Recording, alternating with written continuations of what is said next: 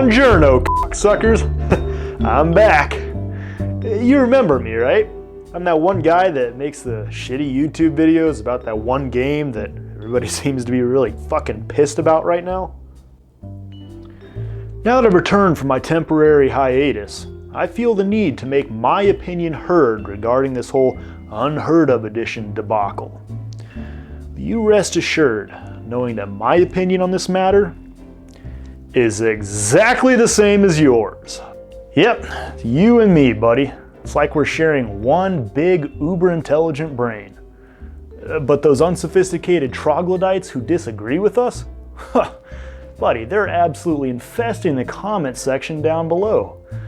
You should head down there and give them a piece of our superior mind. Alright, now that you've educated those backward savages who don't agree with us, sit back and enjoy whatever dog shit I've filmed and uploaded to the internet for your entertainment this time. It's that time of year again. It's wipe time. And with a fresh new wipe comes some fresh new guns. And if you're anything like me, well, you're probably pretty jazzed about that because, well, you kind of suck at Tarkov. But through some sort of self-implied backward psychological manipulation, you managed to convince yourself that you're only shit at Tarkov because all the guns in Tarkov are shit. Never mind the fact that nobody else seems to have a problem stomping you into the dirt with those same shitty guns. Nope, there's no doubt about it. You're about to have a big come up because surely one of the new guns that BSG is adding this wipe will be perfectly tailored for your, unique skill level. So let's take a look at the gifts that Nikita's bestowing upon us this wipe. We got the M60, the Desert Eagle, the SR3M, and the Uzi? These guns are all shit. How am I supposed to get kills with any of those? You know what? Fuck it. I'm making my own list. These are the 5 guns that BSG should add to Tarkov.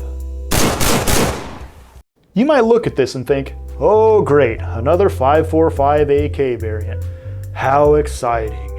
And you know, you could be forgiven for thinking that, because at first sight, it kind of does look like just another 545 AK variant.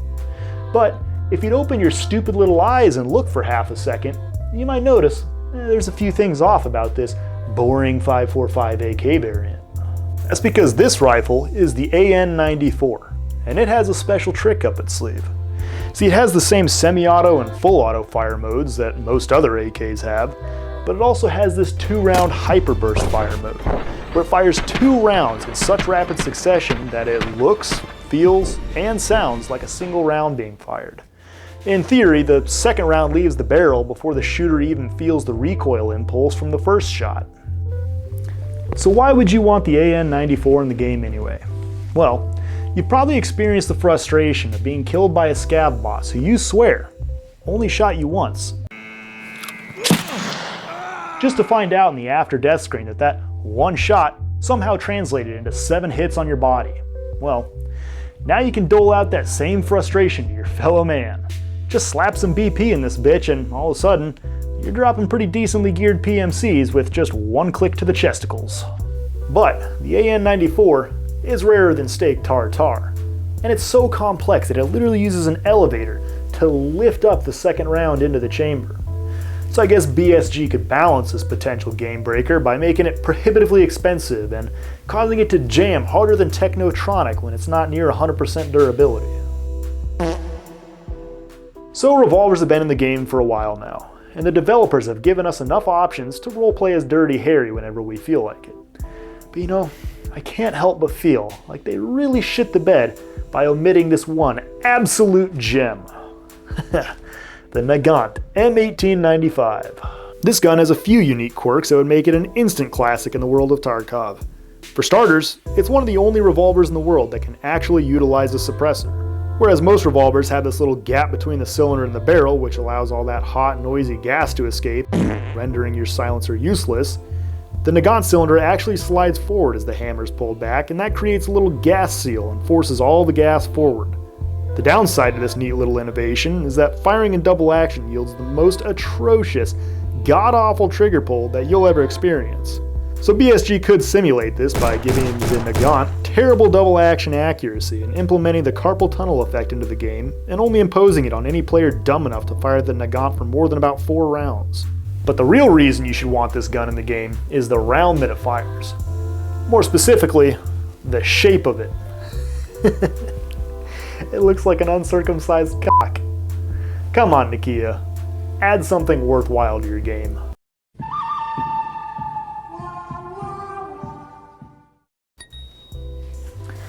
Following our theme of pseudo cowboy blasters, I really hope that BSG adds a couple lever action rifles to their game. To be honest, I don't know how they haven't already done it. You see, 357 Magnum, a caliber that's been in the game for what, 5 or 6 wipes now? It's practically synonymous with lever action rifles. It's the perfect match. And I get it. This is Escape from Tarkov, not Red Dead Redemption. Fine. Don't add possibly the most beautiful rifle ever created to your game. Instead, add this ungodly eyesore and let us mod the shit out of it. Whatever it takes, BSG, just please, let me live my cowboy fantasies. And now for a word from our sponsor. Oh, it's me. I'm today's sponsor. Go buy some of my shitty merchandise if you like my shitty videos. I have shitty stickers, shitty mugs, and shitty shirts. After you've watched the whole video, go grab your girlfriend's credit card and head over to the link in the description. Alright, now back to the previously scheduled nonsense. And now for the gun that I'm most desperate to see added to Escape from Tarkov. It's a gun you've probably never heard of before, and it's called the PP-19. Bizon. Or Bizon, or Bizon. Really, I'm not sure how to pronounce it. I don't speak communist. Now, I'm sure you already know all about the lame-ass PP-19 Vityaz that's already in the game. But forget about that nerd shit for a second, because the PP-19 Bizon differed from the Vityaz in a few key areas. For starters, the Bizon could be chambered in 9x19 just like the Vityaz, but it was also available in .380, 9x18 Makarov, and God's true caliber. And that's not 45 ACP, you fucking FUD. I'm talking about 7.62 Tokarev.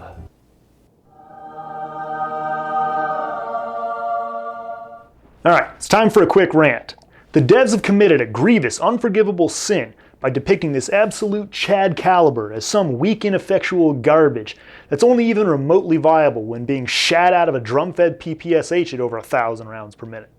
7.62 Tokarev is a powerhouse of a round, and I refuse to accept the propaganda stating anything otherwise.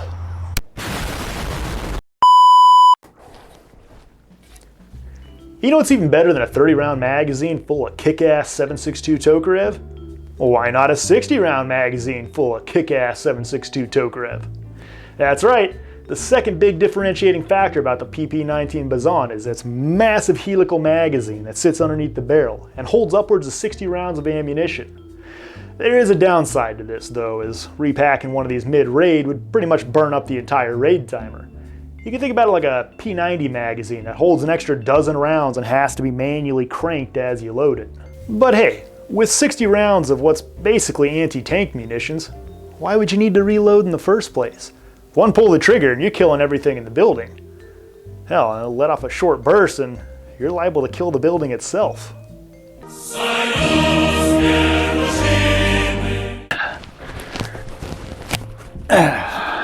The next gun on this list is purely a redundancy. Those soulless pricks over at BSG, they never give us anything we want unless it also comes with a surprise punch to the gonads.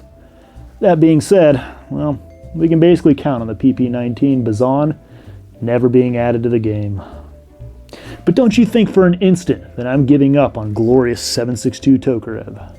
And that, my friends, is why my number one pick goes to the PPS-43.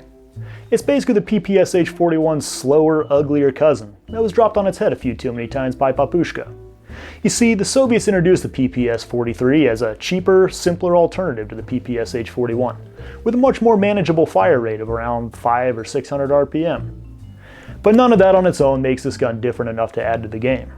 And that is exactly why I want BSG to take a page out of the playbook of Call of Duty Vanguard and let us do some seriously heinous shit to this poor old warhorse. Let's slap on a Neotech, a foregrip, stock, suppressor would look good. It needs a laser, and a 50. Give it a perm and some swag and boom! Shit's bussin'. Whatever the fuck you kids say these days.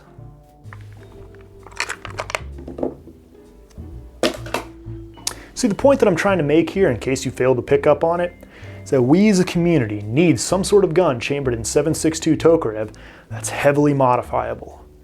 But the PPSH-41, my god, it's a beautiful masterpiece, and any sort of modifications outside of its current configuration should be met with disgust and unanimous ostracism from anybody unfortunate enough to witness it. So there you have it. That's my top 5 guns that I think BSG should add to Escape from Tarkov. If you have any suggestions for guns that you think would be better, well, go ahead and tell me down in the comments below. And then I'll tell you why you're wrong. Oh, and as always, thanks for watching my shitty YouTube video. How's my boy? Huh? How's my boy? Let the people hear you, Dunk. What do you have to say to the people? Yeah? How does that make you feel? Really? Touching stuff, folks.